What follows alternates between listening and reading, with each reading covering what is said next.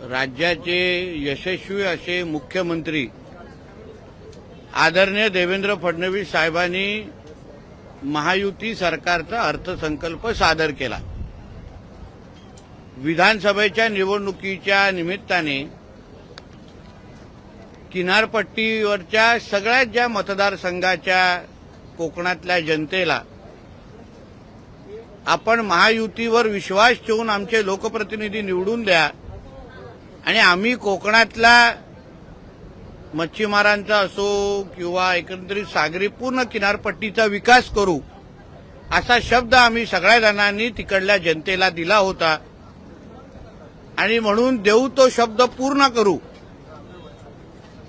जसा तो एका चित्रपटाचा डायलॉग आहे, मैं कमिटमेंट देने के बाद मैं खुद की भी नहीं सुनता, त्या प्रकारे या अर्थसंकल्पामध्ये मत्स्य व्यवसाय खाते असो, बंदरे खाते असो आणि आमच्या कोकणासाठी या अर्थसंकल्पामध्ये आदरणीय मुख्यमंत्र्यांनी जे अर्थ खातं पण ते सांभाळत आहेत, त्यांनी कोकणासाठी एवढं भरभरून दिलेलं आहे। कोकणाच्या विकासाला खऱ्या अर्थाने त्यांनी चालना दिलेली आहे आणि म्हणून मत्स्य व्यवसाय मंत्री म्हणून, बंदरे मंत्री म्हणून आणि सिंधुदुर्गाचा पालकमंत्री म्हणून मी आदरणीय मुख्यमंत्री साहेबांचं, दोन्ही उपमुख्यमंत्र्यांचं आणि मंत्रिमंडळाचं मनापासून आभार मानेन की जे क्रांतिकारी निर्णय आज त्यांनी घेतलेले आहेत त्याच्यामुळे राज्याच्या नागरिकांच्या दरडोई उत्पन्नामध्ये निश्चित पद्धतीने वाढ होईल। एवढे चांगले निर्णय आज घेतलेले आहेत।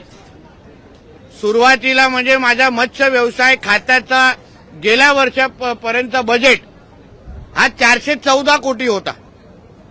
235 ते 226 कोटीपर्यंत आम्हाला मिळायचे। गेल्या वर्षापर्यंत आमच्या मत्स्य व्यवसाय खात्याचा राज्यस्तरीय एकही योजना नव्हती, म्हणजे पंतप्रधान मत्स्य संपदा योजना सोडली तर एकही योजना राज्यस्तरीय या खात्याची नव्हती। आज या अर्थसंकल्पामध्ये दिलेल्या शब्दाप्रमाणे या मत्स्य व्यवसाय क्षेत्राला अन्य राज्याच्या तुलनेत, प्रामुख्याने आंध्र, तामिळनाडू या तुलनेमध्ये या क्षेत्राला अग्रेसर करण्याच्या दृष्टिकोनातून एक फार महत्वाचं पाऊल आमच्या राज्य सरकारच्या वतीने उचललं गेलेलं आहे। आता जसं केंद्राची पंतप्रधान मत्स्य संपदा योजना आहे तशीच राज्याची आता मुख्यमंत्री मत्स्य संपदा योजना लागू झालेली आहे।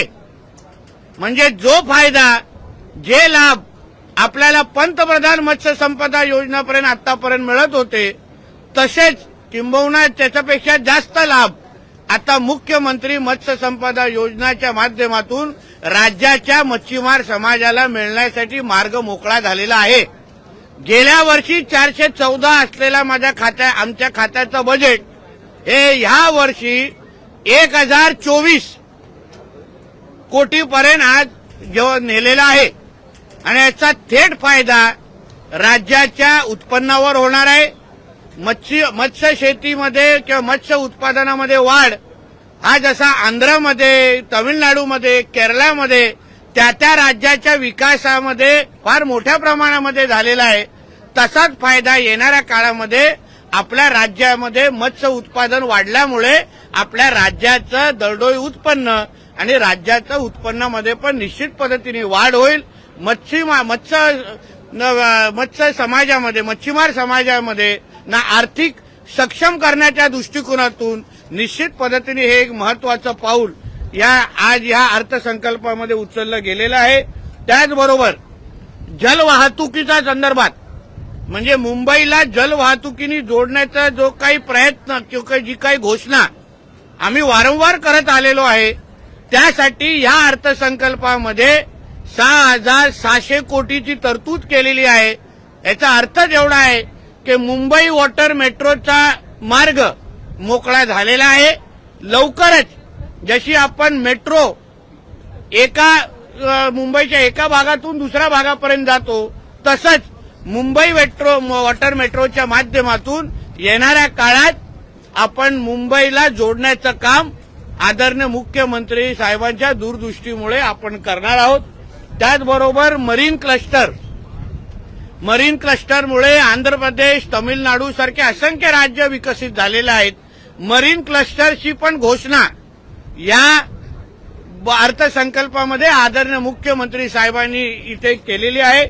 त्याचबरोबर पालघरमध्ये 7 पाटीचं बंदर असो, आमची रेडिओ क्लब जेटी असो, ज्याच्यामुळे नवी मुंबई एअरपोर्टला आपण अवघ्या 16 मिनिटात पोहोचण्याच्या दृष्टिकोनातून ही रेडिओ क्लब जेटी अतिशय महत्वाची आहे. वाढवणला 12 लाख जे थेट रोजगार मिळणार आहे त्याचा कौशल्य विकासाचा विषय असो, जहाज बांधणी आणि जहाज दुरुस्तीसाठी मोठ्या प्रमाणामध्ये अर्थसंकल्पामध्ये वाव दिलेला आहे. त्याच्यानंतर सिंधुदुर्गसाठी जी आमची सिंधू रत्न योजना होती त्याला परत एकदा 3 वर्षासाठी त्याची घोषणा करण्यात आलेली आहे. त्याच्यामुळे सिंधुदुर्गच्या विकासासाठी फार मोठा हातभार त्यामुळे निश्चित पद्धतीने लागणार आहे. एकंदरीत कोकणाच्या सर्वांगीण विकासासाठी आणि मत्स्य व्यवसाय आणि बंदरे खात्याच्या माध्यमातून आमच्या महाराष्ट्राला एक प्रगतशील राज्य बनवण्याच्या दृष्टिकोनातून महत्वाच्या घोषणा आणि निर्णय या अर्थसंकल्पामध्ये घेतलेले आहेत. आता त्या संबंधित खात्याचा मंत्री म्हणून सिंधुदुर्गाचा पालकमंत्री म्हणून आमच्या खांद्यावर जबाबदारी आहे की ह्या योजना तळागाळापर्यंत पोहोचवणं, शेवटच्या मच्छीमारांपर्यंत पोहोचवणं. त्याचबरोबर बंदरे खात्याच्या अंतर्गत जे घोषणा झालेल्या आहेत त्याच्या सगळे प्रकल्प टाइम बाउंड म्हणजे वेळेत पूर्ण करणं. उदाहरण आमचा प्रयत्न आहे की येणाऱ्या डिसेंबर महिन्यापासून मुंबई वॉटर मेट्रोचे 2 मार्ग आम्हाला सुरू करायचे आहेत आणि त्या दृष्टिकोनातून आम्ही आमचं काम आता यापुढे सुरू करणार आहोत. धन्यवाद.